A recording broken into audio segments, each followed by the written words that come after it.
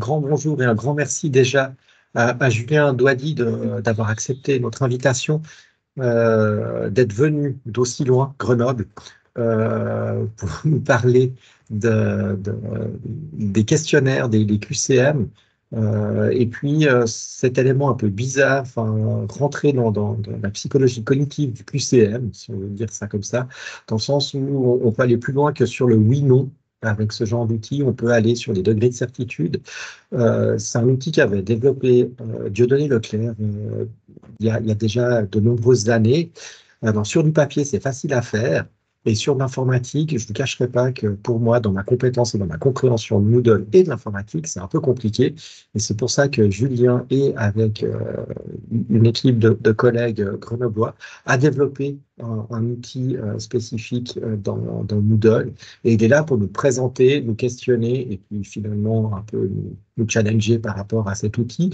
J'espère que toutes et tous, vous ressortirez d'ici avec plein d'idées et puis surtout plein de questions pour Julien. Je crois que Nathalie est prête à acheter déjà le produit pour Moodle. Hein, c'est ça? Tout à fait. Très bien.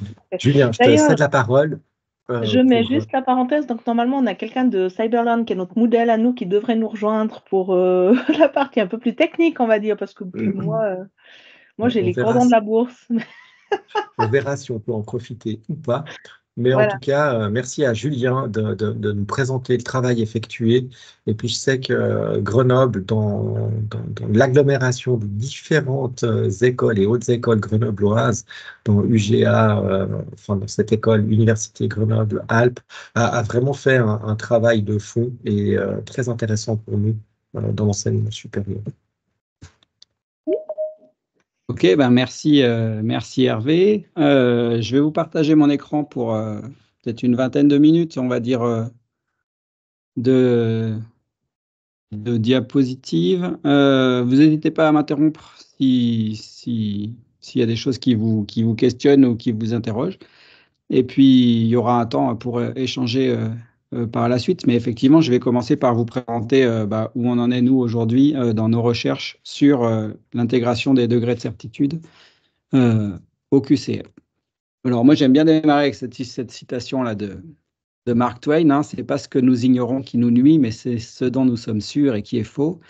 Parce qu'effectivement, un des enjeux d'associer, on va dire, un degré de certitude à des réponses, c'est d'essayer d'identifier en priorité quelque chose dont on est sûr, mais qui est faux. Parce que ça, c'est vraiment un savoir délicat qu'il va falloir déconstruire et donc qui va coûter de l'énergie.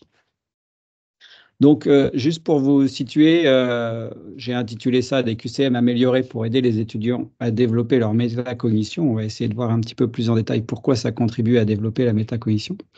Et donc, moi, je suis Julien Douady et je travaille sur ce sujet en binôme avec Christian Hoffman. On est donc tous les deux enseignants-chercheurs. On est tous les deux associés au LIG, le laboratoire d'informatique de Grenoble, mais on n'est pas du tout informaticiens, ni l'un ni l'autre. L'avantage, c'est qu'on collabore avec des informaticiens. Nous, on travaille dans une équipe mixte qui est à la fois sciences de l'éducation et informatique. Et l'équipe s'appelle META pour modèles et technologies pour l'apprentissage humain. Donc, on développe pas mal d'interfaces informatiques pour l'apprentissage humain. Voilà un petit peu pour le canevas. Et évidemment, toutes ces diapositives, elles seront transmises à Hervé et Nathalie à la fin du midi pédagogique et elles sont en libre accès ensuite. Alors, juste pour avoir une petite mise en bouche, si je vous dis le terme métacognition, qu'est-ce que ça évoque chez vous comme mot-clé? Là, je vais vous laisser la parole.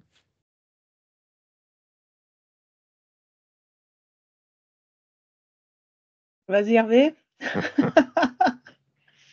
Place aux autres pour une fois. Est-ce que quelqu'un veut se prononcer? Possible de passer par le chat aussi si vous préférez. Hein. C'est plus anonyme ou plus. Ah, on a quelqu'un, Sophie, qui écrit. Merci Sophie. Ah, réflexion. Désolée, mais je mange. Hein. Donc, métacognition, réflexion, quoi d'autre comme mot?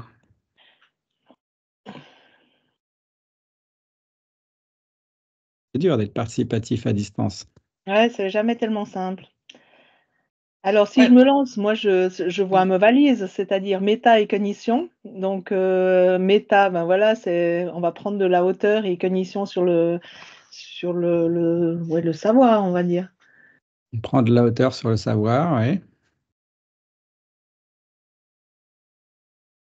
Ouais, moi, je pensais aussi à une réflexion de la façon dont on apprend, en fait. Comment on peut penser à tous ces processus d'apprentissage, mais nous-mêmes, comment ça se passe? Comment ça se passe pour nous, notre propre apprentissage? Oui, la pratique réflexive, ce que Hervé écrit. Est-ce qu'il y a d'autres mots qui ressortent si je vous parle de métacognition? On a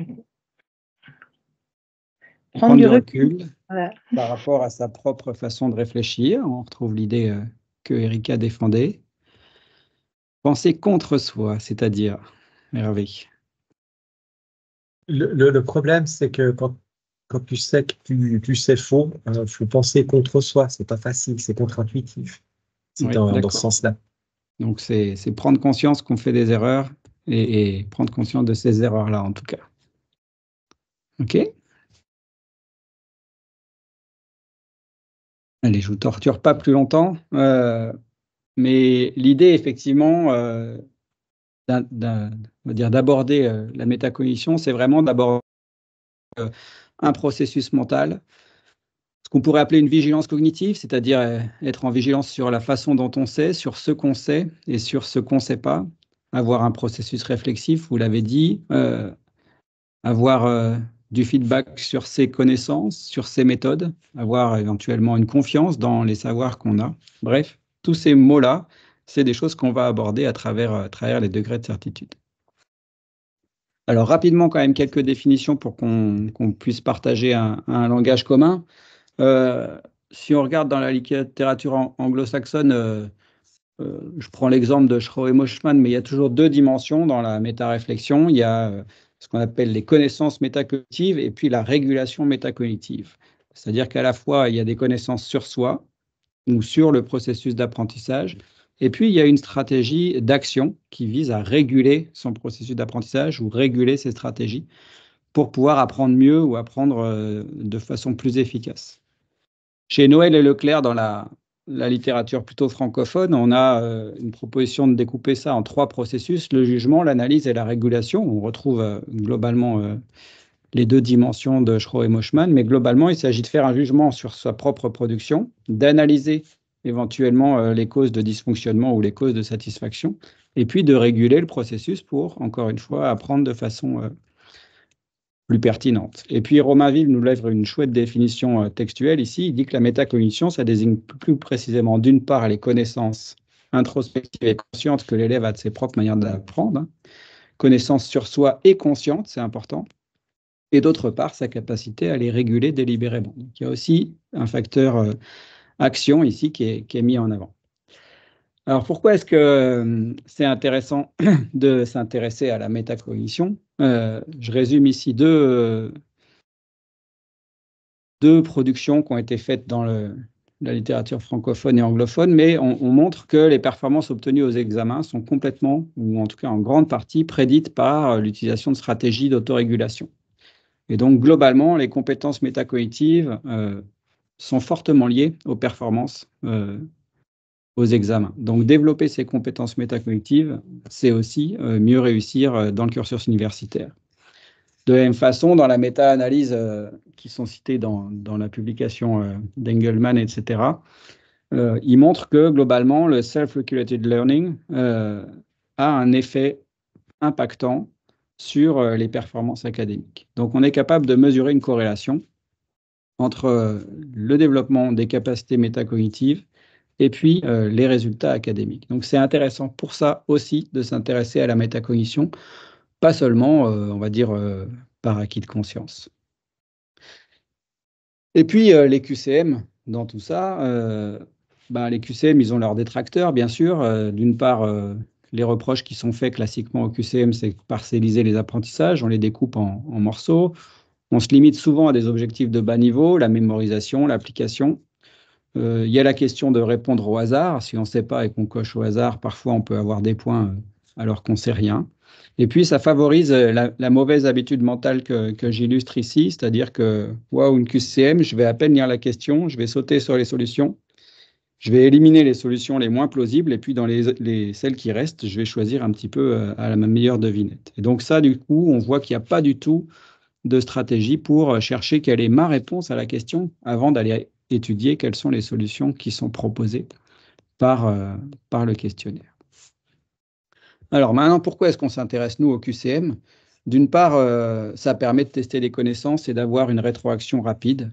Et ça a une influence positive sur l'apprentissage. C'est assez bien documenté que l'effet testing, c'est-à-dire se tester très régulièrement, c'est bien plus efficace que de réviser en relisant son cours. Donc, quelque part, avoir des occasions de se tester très souvent, très régulièrement, c'est permettre aux étudiants de faire un travail qui est bien plus efficace que juste réviser. Et puis, les QCM, ça permet des usages réguliers, ça permet des usages en évaluation formative, à distance, en asynchrone, etc. Et aujourd'hui, c'est très facile à administrer sur n'importe quelle plateforme et les corrections sont immédiates avec des rétroactions, le plus souvent immédiates également. Et ça, en termes métacognitifs, c'est très intéressant d'avoir des rétroactions qui sont le plus rapide possible par rapport au moment où on passe le test. Par contre, les QCM, ils ont souvent un potentiel qui est sous-exploité. Et c'est pour ça qu'associer des QCM avec des degrés de certitude, ça permet de fournir une rétroaction plus significative. On va voir en quoi elle est densifiée, cette rétroaction. Et puis, ça permet d'avoir un monitoring des connaissances, comment est-ce qu'on progresse à la fois dans les connaissances et à la fois dans les aspects métacognitifs. Voilà un petit peu en guise d'introduction ce que je voulais vous dire. Et puis, ici, j'ai choisi surtout de détailler les degrés de certitude, mais globalement, pour rendre les QCM bien plus pertinents, il y a au moins 2 méthodes. La première, c'est d'ajouter dans les propositions ce qu'on appelle des solutions générales. J'ai mis ici les 3 solutions générales qui sont en général proposées. Donc, c'est aucune des réponses précédentes, manque de données dans l'énoncé ou absurdité dans l'énoncé. Si vous rajoutez ces 3 propositions à n'importe quel QCM, vous rendez votre questionnaire bien plus efficace. Je vais en dire 2 mots et puis ensuite je passerai sur le gros de l'intervention qui porte sur l'utilisation des degrés de certitude où, en plus d'une réponse qu'on cherche à obtenir, on va demander à l'étudiant de se positionner sur une échelle de certitude. Alors juste pour les solutions générales, aucune, ça veut dire aucune solution proposée n'est correcte, donc j'ai la bonne réponse et elle n'est pas proposée. Ça veut dire que la bonne réponse existe. Données insuffisantes, ça veut dire que il manque des données dans l'énoncé et je sais quelles données manquent. Vous voyez qu'il y a un travail de réflexion sur quelle est la réponse, quelles sont les données qui manquent. Et absurdité dans l'énoncé, c'est l'énoncé contient une absurdité et je peux expliquer pourquoi. Donc dans les 3 cas, le fait d'ajouter ces 3 solutions générales à l'ensemble des propositions d'une question à choix multiples, ça oblige l'étudiant à se poser la question de quelle est ma réponse? Est-ce que j'ai toutes les données pour pouvoir y répondre? Et ça force un travail cognitif qui n'est pas du tout celui d'éliminer les mauvaises réponses et de choisir un peu au hasard. Donc on se retrouve avec un processus qui est tout à fait différent de celui que je présentais tout à l'heure. À une QCM, je réfléchis, est-ce que la question a un sens? Est-ce que je dois y répondre? Sinon, c'est absurde. Est-ce que j'ai assez de données? Sinon, c'est manque de données.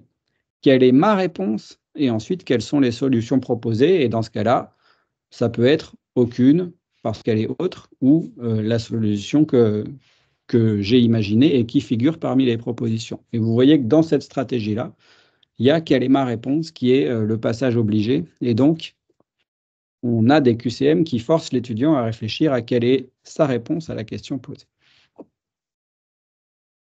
Les conseils pour utiliser les solutions générales, c'est d'entraîner les étudiants. Il ne s'agit pas de leur présenter ça un jour où il y a un fort enjeu, par exemple. Il va falloir bien donner les différences entre aucune, manque de données et absurdité. Et puis, vous avez intérêt à laisser un champ ouvert pour avoir une trace métacognitive. Par exemple, aucune, quelle est la réponse que vous proposez? Manque de données, quelles sont les données que vous estimez nécessaires pour répondre à cette question, etc. Et donc ça vous donne des questionnaires qui sont beaucoup plus pertinents que n'importe quel questionnaire classique. Et donc, avec très faible coût, il suffit juste de rajouter ces propositions-là aux propositions classiques que vous faites. OK.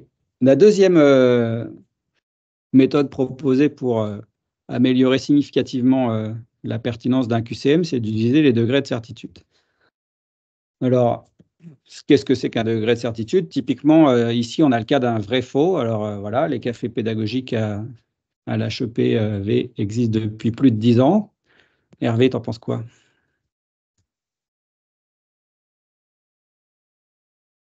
Je te prends à froid, là. Donc, tu dirais non, hein, c'est ça? Alors, moi, je suis pas, j'ai pas l'historique, donc j'aurais plutôt dit oui.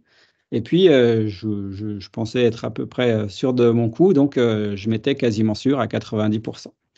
Donc, vous voyez qu'au lieu d'avoir un clic à faire sur chaque question, on va avoir 2 clics à faire, le choix de la réponse et une échelle de degré de certitude. Alors, quelques mots sur cette échelle. On a fait beaucoup d'essais et on va dire pour un vrai-faux, c'est raisonnable de partir sur une échelle qui est entre 50% et 100%, puisque si on est sûr à moins de 50%, il vaut mieux changer de réponse. Et globalement, c'est une échelle qui est assez robuste, même avec d'autres types de questions, puisque finalement, tant qu'on est en dessous de 50%, on est globalement dans un niveau de certitude tellement faible qu'on est assez proche du hasard. Et puis, on a fait le choix, là c'est aussi avec un certain nombre de recherches, d'avoir à chaque fois une échelle qui est couplée des mots et des pourcentages. Pour certains élèves ou étudiants, les mots sont rassurants, pour d'autres, les pourcentages sont pertinents. Ce n'est pas tellement intéressant qu'un étudiant par rapport à un autre se positionne toujours comme il faut, mais par contre, un même étudiant, il va toujours se positionner ou comprendre ses mots et ses pourcentages de la même façon, et c'est ça qui va nous intéresser. Donc, globalement, on a un couple, pour chacune des questions, on a un couple réponse-certitude. Et nous, ce qui va nous intéresser derrière, c'est de croiser la qualité de la réponse, correcte ou incorrecte, avec le niveau de certitude. Et ici, on va faire des regroupements. Globalement, on va considérer que les faibles certitudes, c'est 60-70% de certitude. Les fortes certitudes, ça va être 80, 90, 100% de certitude. Ça, c'est des choix qui peuvent être discutés, mais c'est des choix qu'on a fait, on va dire, sur la base d'analyse d'élèves en situation. Et puis, quand on a une certitude inférieure ou égale à 50%, on va parler d'ignorance déclarée, c'est-à-dire que globalement, l'étudiant reconnaît qu'il répond plus ou moins au hasard. Et donc, on ne prend pas en compte ces réponses-là dans le croisement. Et donc, vous voyez que si on a une réponse incorrecte avec une certitude faible, on est dans le cas d'une erreur présumée, c'est-à-dire qu'on se doutait bien qu'on avait peu de chances d'avoir la bonne réponse. On est devant des étudiants qui sont peu ou pas informés, qui reconnaissent avoir une certaine lacune. Par contre, si on fait une réponse incorrecte avec une certitude élevée, on est dans le cas d'une erreur insoupçonnée. Donc, on a des étudiants qui sont mal informés, c'est-à-dire qu'ils vont avoir un savoir à déconstruire. Ils sont sûrs de leur réponse et pourtant, ils se sont trompés. Ça, c'est ce qu'on met en rouge foncé parce que c'est vraiment la première des cibles de remédiation. Par contre, si la réponse est correcte et que la certitude est faible, on a une connaissance qui est fragile, ou plutôt des étudiants qui sont chanceux parce qu'ils auraient très bien pu répondre une autre réponse. Par contre, si la réponse est correcte et la certitude élevée, on a une connaissance solide des étudiants qui sont bien informés et la possibilité de faire du renforcement positif. Donc, vous voyez qu'on peut décliner un code couleur ici, du vert foncé au rouge foncé, avec un type de feedback relativement générique en fonction du croisement entre la réponse correcte ou incorrecte et la certitude faible ou élevée. Et donc, ce croisement-là, il renforce significativement la qualité du feedback qu'on peut donner à l'étudiant. En particulier, les connaissances fragiles, elles passent sous les radars dans le cadre d'un test classique. Un test classique où on dit juste à l'étudiant s'il a eu faux ou juste, eh bien, quand il a juste, il se fiche royalement de savoir s'il a juste parce qu'il a eu un coup de chance ou juste parce que c'était bien solide. Globalement, il ne va pas retravailler ces questions-là. Alors qu'avec ce feedback amélioré, on lui renvoie le fait que ce savoir-là était vraiment un savoir fragile et qu'il va falloir le renforcer. Et ensuite, on va dire sur Moodle en particulier, à la fin d'un test, on va pouvoir afficher, en plus du score, quelque chose qui est bien plus riche, c'est cet histogramme des réponses. L'histogramme des réponses, il est construit avec du côté vert les réponses correctes déclinées en fonction du degré de certitude qui a été associé à chacune de ces réponses, et puis du côté rouge, les réponses incorrectes avec de la même façon la ventilation sur les différents degrés de certitude utilisés.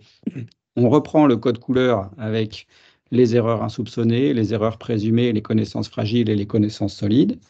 Et puis la barre du milieu représente toutes les réponses avec 50% ou moins de certitude, qu'elles soient justes ou fausses, puisque de toute façon, il y a tellement peu de certitude que ça n'a aucun intérêt de prendre en compte leur qualité juste ou fausse. C'est de toute façon une forme d'ignorance déclarée.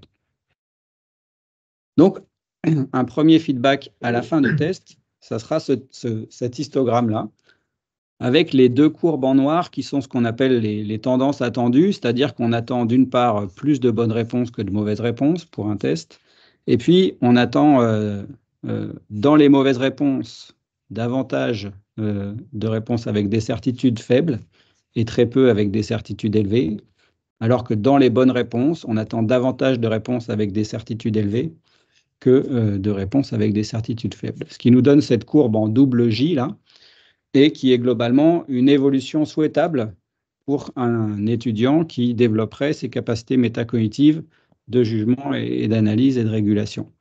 Donc globalement, ça c'est une photo de ce que le système va renvoyer à l'étudiant en termes de justesse et de degré de certitude. Et puis, au fur et à mesure des tests, on va avoir une volonté d'encourager l'étudiant à se rapprocher de ces courbes en J pour montrer qu'il a une meilleure perception de la qualité des savoirs qu'il a ou qu'il mobilise.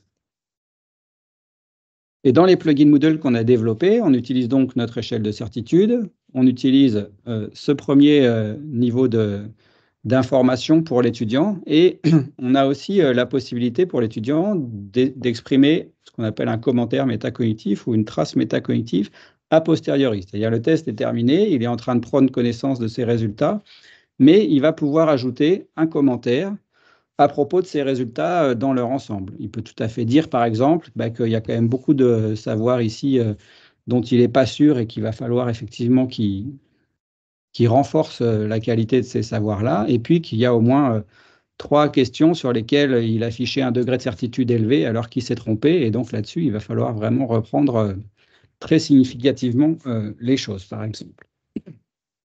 Et puis ensuite, dans Moodle, comme dans n'importe quel test, on a, après la vue d'ensemble, un résultat, une page de résultats détaillée question par question. Et là, on reprend, par exemple, voilà, la proposition qui était faite. On reprend la réponse donnée par l'étudiant. Il y a le fait qu'il est juste ou faux. Il y a son degré de certitude. Et puis, on reprend le code couleur. Ici, c'est une connaissance fragile, une réponse correcte avec un degré de certitude faible. Et donc, ça renvoie tout de suite à l'étudiant le fait que il avait ici une connaissance fragile, identifiée comme telle en tout cas. Et là aussi, l'étudiant peut rajouter un commentaire. Alors si je prends un autre exemple où la réponse était erronée avec une certitude assez élevée, on se retrouve dans le cas d'une erreur insoupçonnée avec le code couleur en rouge.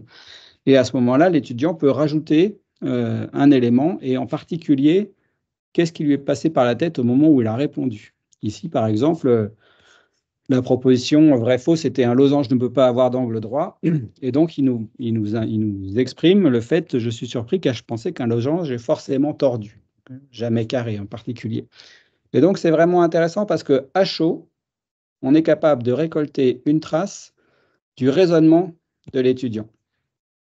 Et en particulier sur les erreurs insoupçonnées, par exemple, qui sont la première des cibles de remédiation. Donc, sur un test dans son ensemble, à la fin du test, automatiquement, quelque part, la plateforme lui renvoie que sur chacune des erreurs insoupçonnées, il a la possibilité de saisir une trace métacognitive qui va l'aider à identifier son erreur et, du coup, à entamer un travail de remédiation pour déconstruire cette représentation et éventuellement pouvoir reconstruire quelque chose de plus robuste. C'est sûr que si on fait ça une semaine plus tard, l'étudiant, il ne sait plus pourquoi il a répondu vrai ou faux, et il ne sait même plus ce qu'il a répondu d'ailleurs.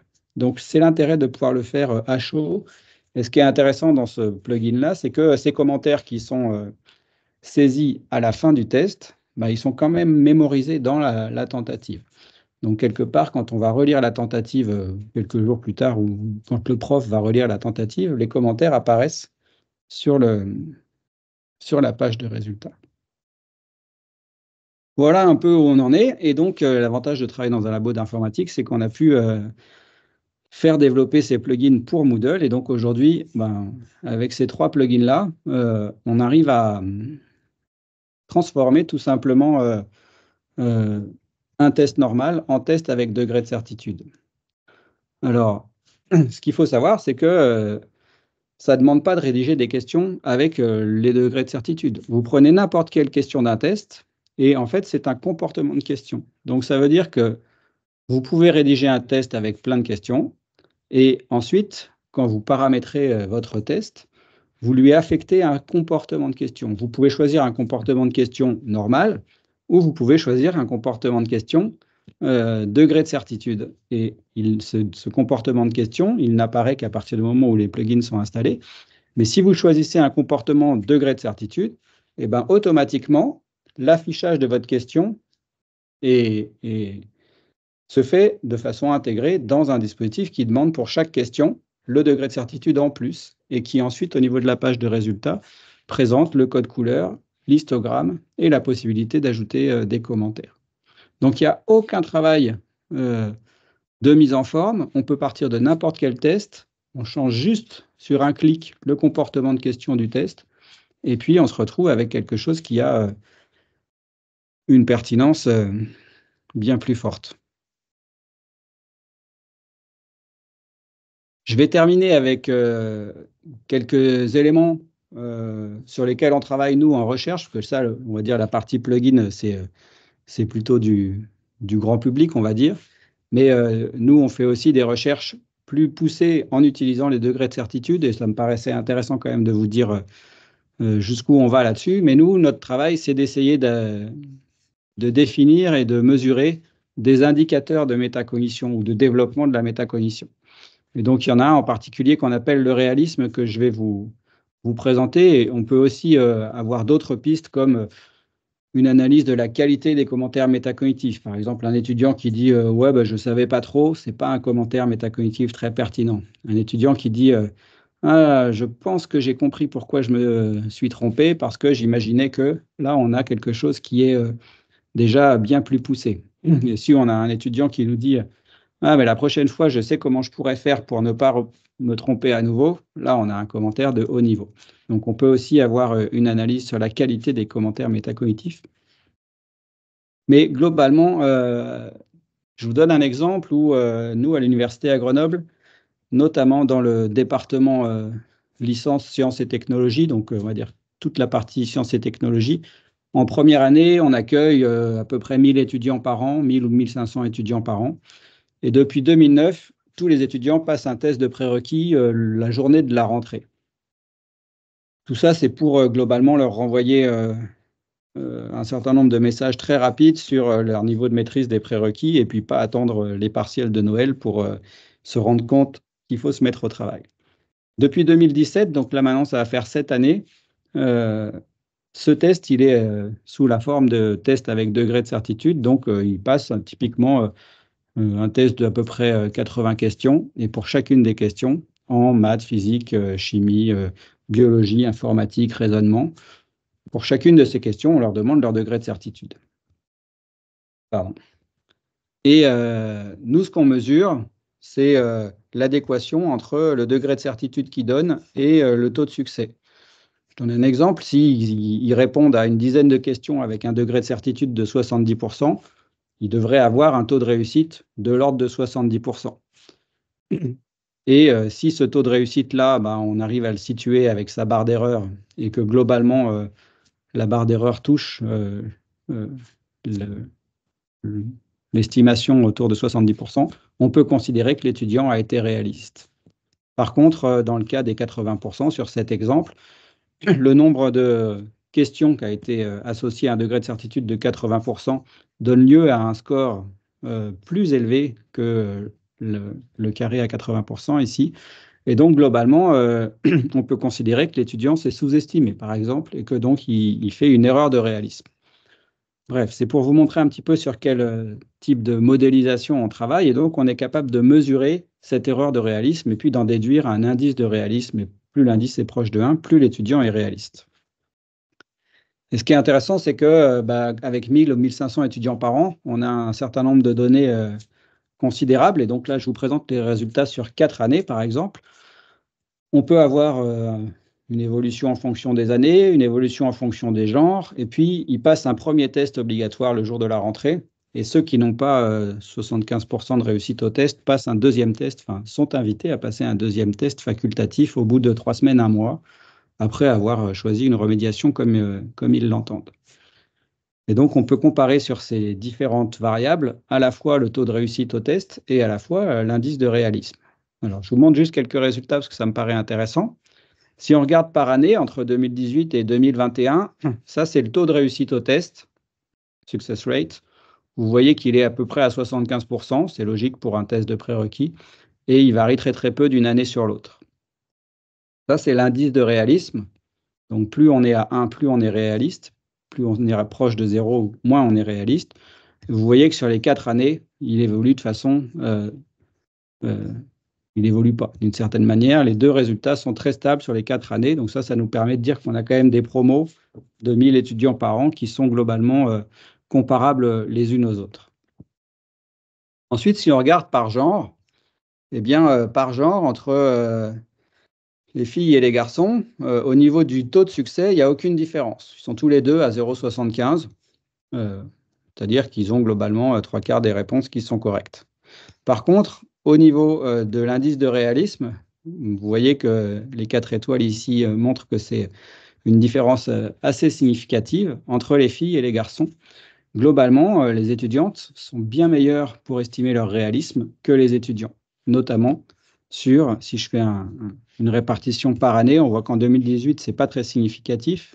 Les filles sont en grisé et les garçons en blanc. Par contre, pour les 3 années suivantes, on a une variation significative de réalisme entre les garçons et les filles. Et donc ça, c'est intéressant, par exemple, pour essayer de comprendre quels sont les ressorts sur lesquels on peut agir pour essayer d'améliorer, notamment ici, le réalisme des garçons par rapport à celui des filles. Et puis le dernier résultat que je voulais vous montrer, c'est que globalement, on a donc 2 populations. Une population qui passe le premier test, c'est le dernier graphe ici, avec un taux de réussite à 75% et puis un indice de réalisme autour de 0,7. Et dans cette population-là, on a une population qui réussit mal le premier test et qui va être invitée à passer le deuxième test.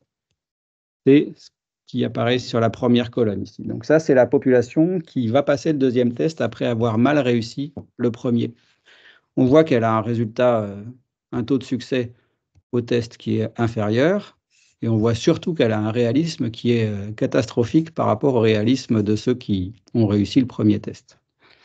Et en fait, si on regarde ce qui se passe au deuxième test, c'est-à-dire un mois plus tard, eh bien, on voit que la population qui était là et qui repasse le test un mois plus tard, elle retrouve le niveau de départ de la population générale, à la fois pour le taux de succès, mais aussi pour le réalisme. Et donc, ça veut dire que le fait d'avoir renvoyé à ces étudiants à la fois leurs erreurs, mais leurs erreurs couplées avec un taux de réalisme, un taux de certitude, pardon, ça leur permet de rattraper leur retard à la fois en termes de connaissances et à la fois en termes de métacognition. Et donc ça, c'est quand même quelque chose d'assez prometteur. Voilà un petit peu ce que je voulais vous dire. En disant que globalement, les degrés de certitude et la possibilité de rédiger des commentaires suite au QCM, ça favorise une démarche expressive et donc un élan de métacognition. Ça rend le feedback bien plus signifiant que juste correct ou incorrect.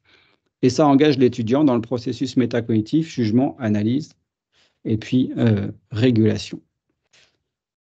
Voilà. Il y a un certain nombre de ressources biblios qui sont citées, vous les retrouverez ici si vous avez besoin, et je pense qu'on peut ouvrir un moment de discussion, de questions si vous en avez.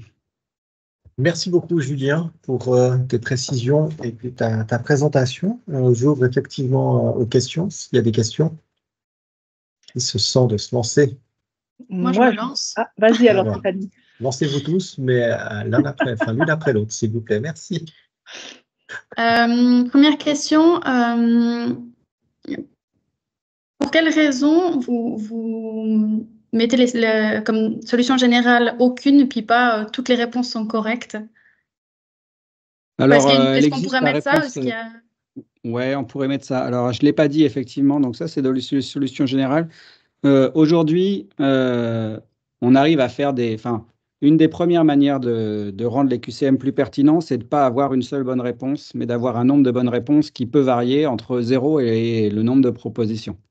Donc, quelque part, s'il y a 0, c'est compliqué à coder sur une plateforme parce que si on coche rien, ça veut dire qu'on n'a pas répondu. Donc, le fait de rajouter aucune dans les propositions, ça permet de cocher quelque chose qui revient à dire il n'y a aucune bonne réponse. Maintenant, si vous faites un QCM avec plusieurs bonnes réponses possibles, vous n'avez pas besoin de mettre toutes parce qu'à partir du moment où il peut cocher plusieurs bonnes réponses, toutes, c'est déjà possible. Il n'y a pas besoin d'une... Voilà. Et toutes, c'est ennuyeux parce que si on met 3 ou 4 propositions, ben, il pourrait y en avoir 2, il pourrait y en avoir 3, il pourrait y en avoir 4, et toutes, c'est que 4. Donc, quelque part, ça vient à singulariser quelque chose, alors que dans l'idée, on commence par dire il y a une ou plusieurs bonnes réponses, et sans dire combien, et puis ensuite, on peut rajouter aucune pour dire qu'il peut aussi y avoir 0 bonne réponse dans celles qui sont proposées. Donc, il y a un intérêt à rajouter aucune, et je pense qu'il n'y a pas d'intérêt à rajouter toutes, c'est juste un paramétrage du QCM pour autoriser plusieurs réponses. Ok, ça veut dire qu'il pourrait cocher toutes les réponses, en fait, sans avoir une solution générale. D'accord. Puis l'autre question que j'ai, c'est est-ce que vous... Donc là, on peut le faire sous forme d'évaluation formative. Alors, je vois le bénéfice. Qu'est-ce que vous pensez de cette utilisation au niveau de l'évaluation sommative? Alors, ça aurait du sens de rajouter des degrés de certitude, par exemple, au niveau d'une utilisation en évaluation sommative, mais seulement, je dirais, à 2 conditions.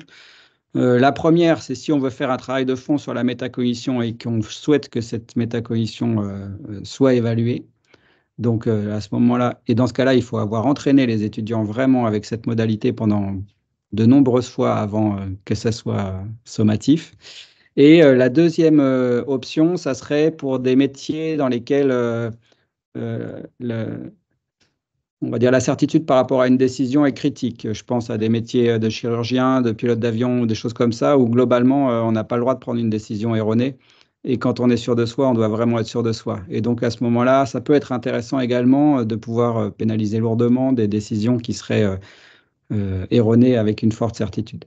Mais on montre quand même, alors il y avait un vieux plugin sous Moodle qui existait déjà sur le degré de certitude, mais effectivement, il avait pour stratégie, on va dire, de modifier la note en fonction de la qualité du couplage certitude-réponse.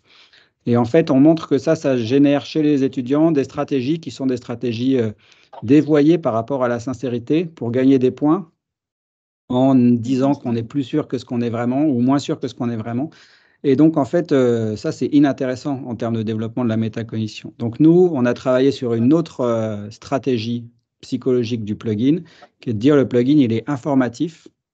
C'est une aide à prioriser ensuite les révisions et les remédiations, mais il modifie en rien la note. Ensuite, rien n'empêche l'enseignant de le faire, mais quelque part, on a voulu désamorcer cette stratégie consumériste de l'étudiant qui vise à gagner des points, même en utilisant les degrés de certitude. Donc, méfiance sur la partie sommative, sauf si vraiment c'est justifié par un besoin de développer une qualité de certitude ou une qualité de métacognition. Merci. Merci beaucoup, Julien, pour ta réponse précise. Nathalie, je crois que tu avais une question qui me brûlait. Oui. Alors j'avais une question qui me brûlait, qui a été partiellement posée par Tiffany, mais du coup j'en ai quand même une autre. C'est que ce qu'on a vu, c'est la vision de l'étudiant. On est d'accord, le résultat, c'est lui qui voit son progrès. En tant qu'enseignant, on voit la classe, on voit ses plots, qu'est-ce qu'on voit en fait? Oui, alors en tant qu'enseignant, aujourd'hui, on va dire dans le plugin existant, on voit la même chose que l'étudiant, c'est-à-dire qu'on peut relire les tentatives.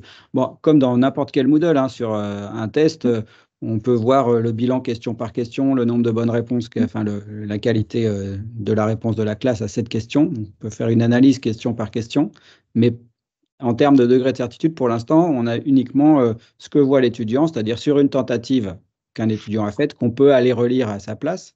Comme lui, on va voir l'histogramme, on va voir les commentaires qu'il a saisis, mais étudiant par étudiant.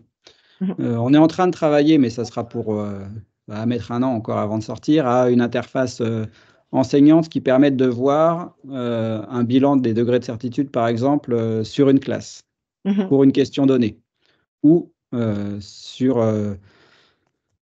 voilà, donc en gros, c'est soit sur toutes les questions pour un étudiant, soit sur une question pour tous les étudiants. On essaie de travailler cette symétrie-là. Ok. Mais quelque part, c'est moins évident parce qu'en fait, d'un étudiant à l'autre, ils peuvent comprendre l'échelle de certitude de façon un petit peu différente. Donc, ça a de sens de comparer, par exemple, la même classe sur plusieurs questions. Ça, c'est intéressant parce que c'est la même classe. Mais comparer 2 classes différentes sur une question donnée, ça n'a pas de sens. C'est comme comparer 2 élèves différents sur une question donnée, ça n'a pas de sens. Donc, il faut se méfier de ça, c'est-à-dire que la comparaison des degrés de certitude entre élèves, elle a du sens que si on les compare sur les mêmes questions, avec les mêmes populations. Voilà. Ok, merci. Après, ça peut quand même donner des informations sur l'évaluation en elle-même, au niveau de la qualité des questions, la qualité de la formulation des items, etc. Exactement. Et donc, on peut avoir effectivement des révélations sur le fait qu'on a des questions qui sont, entre guillemets, foireuses. On peut essayer peut-être de mieux comprendre pourquoi est-ce qu'elles sont foireuses.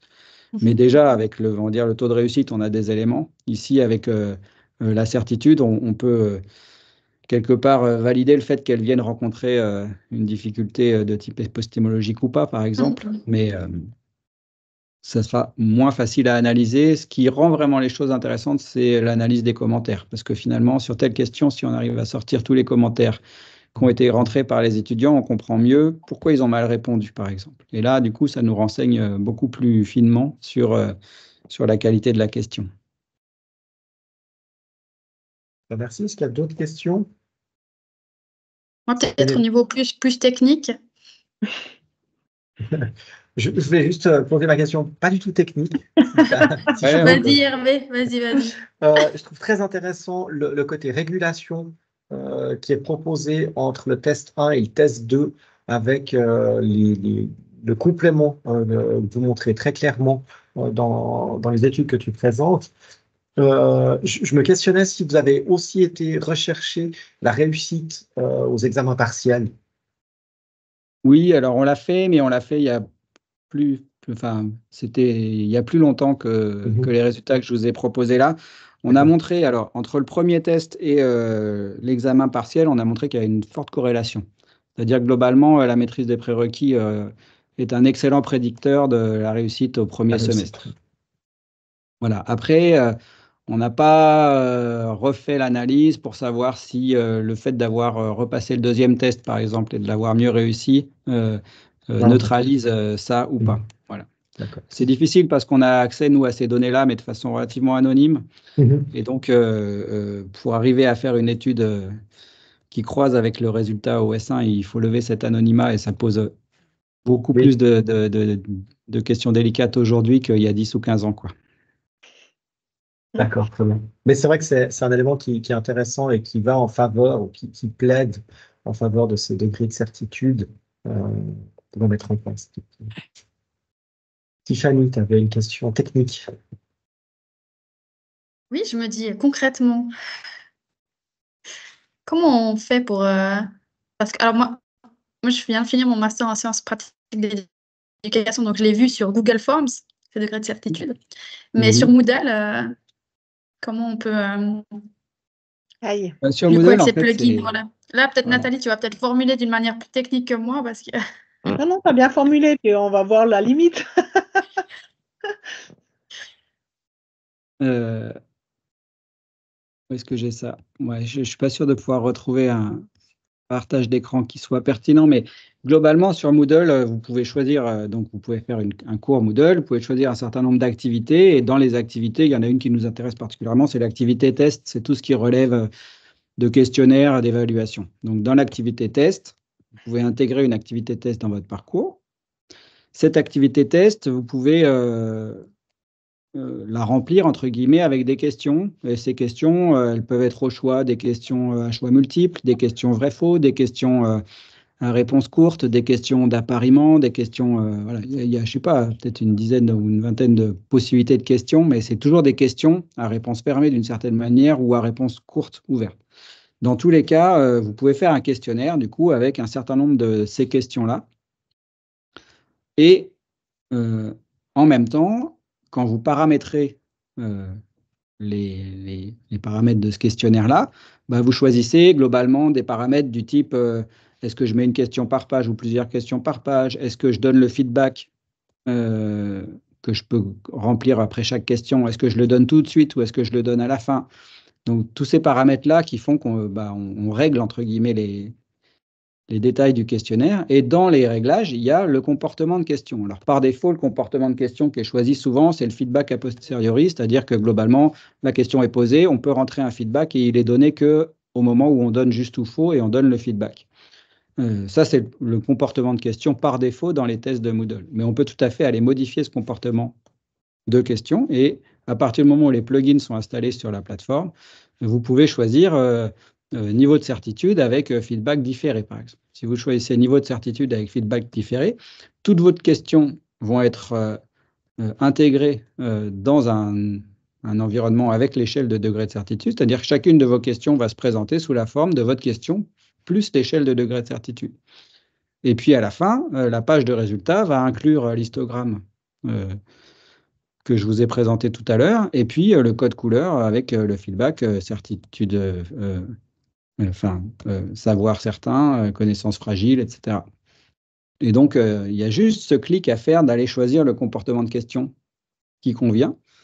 Et à ce moment-là, toutes vos questions sont automatiquement transformées en questions avec degré de certitude. Et puis, si vous en avez marre, vous pouvez tout à fait les retransformer en questions normales. Et puis, vous pouvez même utiliser une banque de questions pour tous vos tests. Et dans certains tests, il y a les degrés de certitude parce que vous choisissez un comportement de question comme ça. Et dans d'autres tests, les mêmes questions, sans avoir à les retravailler, apparaîtront sous une forme classique.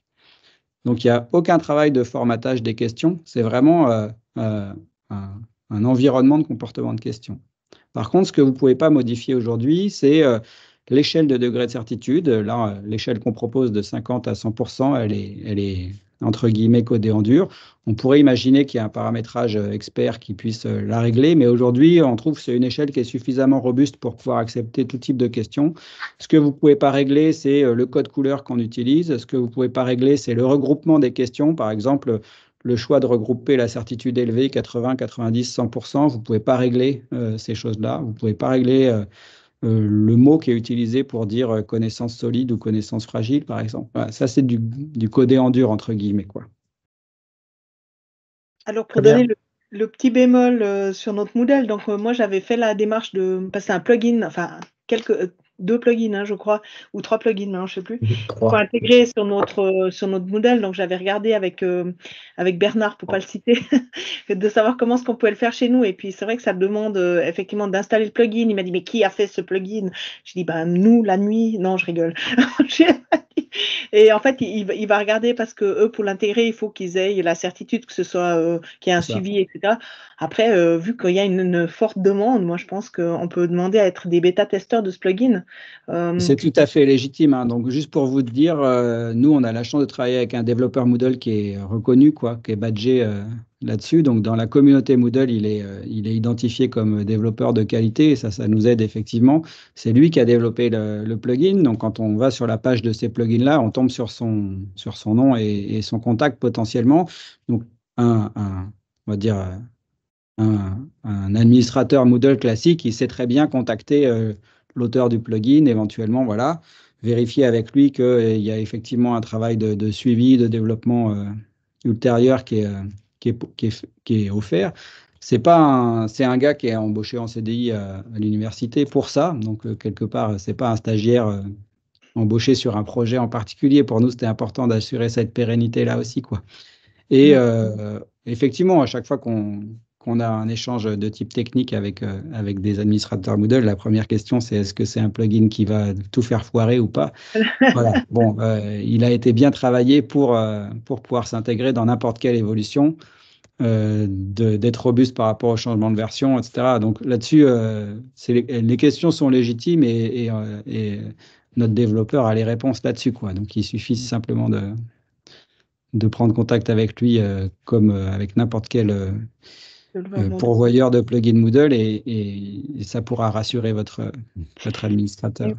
Donc nous, on va de toute façon pousser la demande dans ce sens-là, au moins pour pouvoir tester ça. Nous, les gens qui sont présents là pour tester ça, mettez-nous peut-être des pouces, ceux qui avaient l'intention de, si c'est le cas, de tester, peut-être ça nous encourage à pousser un petit peu Bernard et Thomas vers ce développement. Oui, je pense que c'est intéressant. On va de plus en plus vers la pensée critique, vers l'autonomie de l'étudiant, vers sa prise en charge de son propre apprentissage. C'est clair que des outils comme ça, formatifs, enfin moi je vise pour le QCM formatif toujours, ça nous aide quand même énormément. Et effectivement, ça les fait réfléchir. Mais moi j'ai déjà bien aimé les solutions globales là, à rajouter à nos questionnaires. Je trouve que c'est vrai que ça permet de réfléchir, et surtout c'est le fait que ce soit ancré scientifiquement, cette recherche et cette réflexion. Ça nous aide à nous, utilisateurs de QCM, dans ce qu'on peut et ce qu'on devrait faire. Et le fait qu'on n'ait pas besoin de reformater nos questions, ça me plaît bien aussi. Ça veut dire qu'on a déjà tous des banques de questions qui nous ont pris un temps fou souvent pour créer. Si on doit aller retoucher chaque question indépendamment, c'est un peu ennuyeux. Là, j'ai bien compris, on n'a rien à faire. C'est juste le mode de réponse qui va changer, en fait. Exactement. Ouais. Je trouve que c'est excessivement bien pensé, et puis que ça soit aussi fixe, qu'on n'ait pas de choix en tant qu'enseignant à part de dire je veux le degré de certitude ou bien pas. Je trouve que ça aide bien parce qu'on sent qu'il y a une réflexion derrière avec les degrés de certitude proposés, et puis on a une solution clé en main, quoi.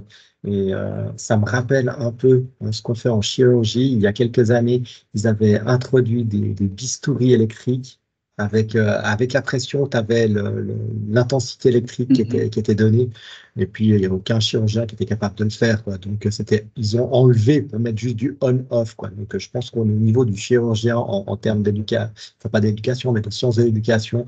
Et puis là, vraiment, ça nous aide, quoi. Enfin, moi, je me suis vu comme enseignant à utiliser Moodle, et puis là, c'est un vrai plus. Si j'ai pas de truc à paramétrer, c'est parfait.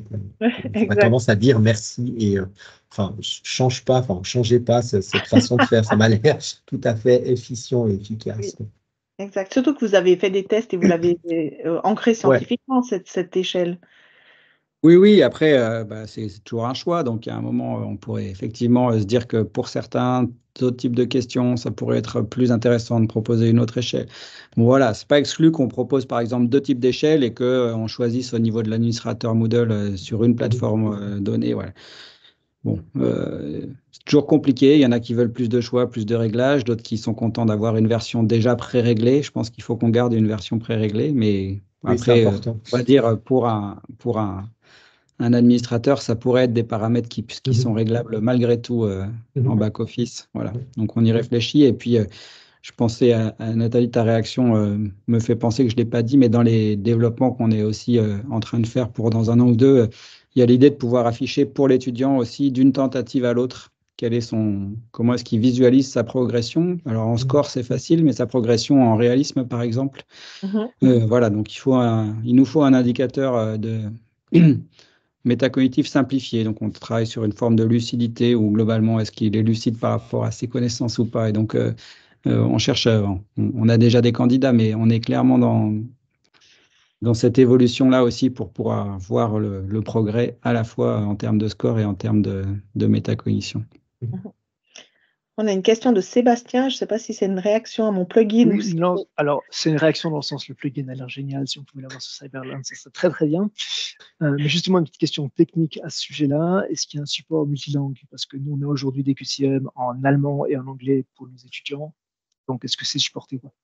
Alors, tout à fait. En fait, le plugin, il est codé en anglais. Donc, les termes natifs, ils sont anglais. Ensuite, alors pour répondre techniquement à la question technique, il y a une plateforme qui s'appelle Amos et qui gère les translations entre l'anglais et les langues utilisateurs. Alors, on a un petit peu, en français en tout cas, on va dire les traductions automatiques qui sont faites, par exemple, de quasiment sûr, tout à fait sûr, ou de savoir certain, etc. Elles ne nous satisfont pas totalement. Donc, en fait, ça fait partie des propositions, c'est-à-dire à l'installation du plugin sur une plateforme donnée, de forcer la traduction pour avoir des mots plus appropriés que les traductions automatiques. Mais aujourd'hui, on va dire, logiquement, avec tout ce qui est fait dans Amos, vous avez, si vous choisissez l'affichage en russe ou en allemand ou en japonais, vous devriez avoir des traductions raisonnablement acceptables de tous ces termes-là automatiquement. C'est-à-dire qu'en fait, si vous affichez dans une langue donnée, la traduction prend le relais et donc tous les termes sont traduits. Soit les termes existent déjà, on va dire, dans Amos, et dans ce cas-là, c'est la formulation qui est dans Amos qui est prise, soit les termes n'existent pas, et dans ce cas-là, c'est Moodle qui propose une traduction sur la base de ce qu'il a en stock, quoi. Je ne sais pas si ça répond complètement à votre question, mais ça ne pose pas de question de traduction, parce qu'en fait, il n'y a aucun mot à part l'anglais qui est codé, quoi. Ok, ouais, très bien alors, merci. Merci beaucoup. Est-ce qu'il y aurait encore des questions? Ça n'a pas l'air d'être le cas. On avait dit jusqu'à -15. Je crois qu'on a dépassé l'heure. Je n'ai pas de questions. Je voulais juste vous remercier. Ça a été très intéressant. Merci. Merci. Alors, si ce n'est pas le cas, je vous souhaite une excellente suite de journée. Bon appétit pour ceux qui ne se seraient pas encore fait. Et puis, à tout bientôt. Je ne sais pas si Et tu nous, as on garde quelque chose, la Nathalie. mission d'installer ce plugin chez nous, au moins pour le tester et puis voir ce qu'on peut en faire. Mais je pense que la justification, on l'a eu et on signe. Hein. Si on a eu l'explication, on signe. Merci beaucoup, Julien. Avec plaisir. Merci beaucoup. Merci, au revoir.